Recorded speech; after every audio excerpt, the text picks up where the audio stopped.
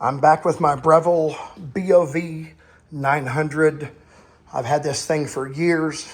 I originally posted up a video about the door not triggering the switch, and the thing would just never start the timer, and then it would time out, assuming you never open the door. I've got this thing apart now for an error code E06. I went through all the videos, could not find anything about it. So I'm looking into it myself. I did want to revisit the door real quick. This here, it's just gone. So I'm going to measure this with a set of calipers, and then I'm pretty good at fabricating stuff. I've got a lathe, I've got a TIG machine. I might stack up some stainless washers, TIG them together and make a little wheel, and then maybe turn them on a lathe. I don't know. That part I haven't completely decided, but I think I'm going to work on this a little bit and see if I can't resolve this problem, because the wheel is, here, let me just raise this up and down if I can here while I'm talking. There you go. See all that? It's just gone. And then the switch, I originally bent this down, but the door has bent it completely down, and it's actually pushing the door open some. But I'm going to take care of that if I can while I'm in here. But for the E06, I took everything apart. Here's the lid. And there's plenty of videos on taking these apart. Now, this is the face. And I'm going to tell you, to get the face off, you got to take the feet off. Take all the screws out of the feet, I believe. Let me see here. And maybe I didn't need to do that part. But all the rest of the screws, there are a bunch of screws holding this together. Let me see. There are 3 here, and there's a few down here. They're all number 1, number 2 Phillips. And then this gets stuck together. But once you get everything broken loose, this top, the face will wobble. But then you're just trying to break this free by pushing it away from the unit. And then there's a bunch of screws in the back. Here are the other ends of the screws. Bottom center, 1, 2, 3. And then here's the back of the unit. So bottom center, 1, 2, 3, top center. And then there's one on the outside here. It goes right there.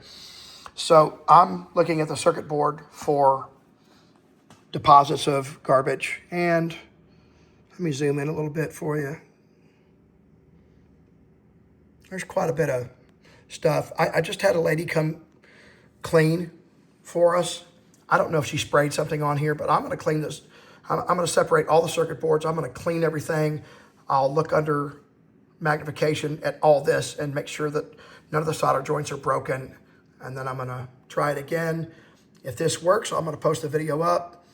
And if it doesn't, I'll probably have to make another one. But I'm going to start by trying to clean the circuit board.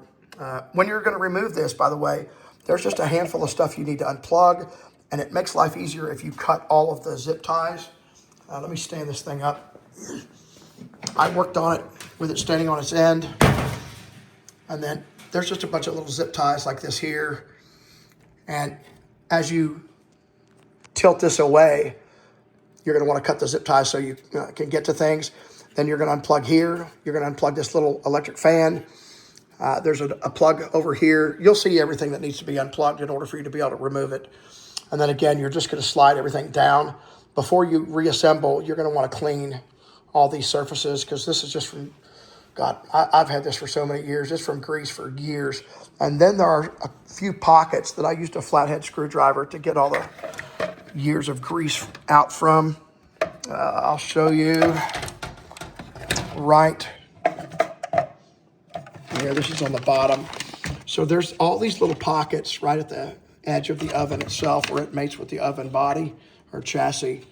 And I just wrapped a paper towel around a flathead screwdriver and dug all that stuff out. I'm going to keep going so I can get it all out. But man, this stuff was pretty full. It's pretty gross. But while I'm in there, I'm going to clean everything. Wish me luck. Okay, I got the circuit board out and I was examining it. I want to see if I can get this stupid thing to focus, and then I'm going to zoom in. There's a bunch of debris right there.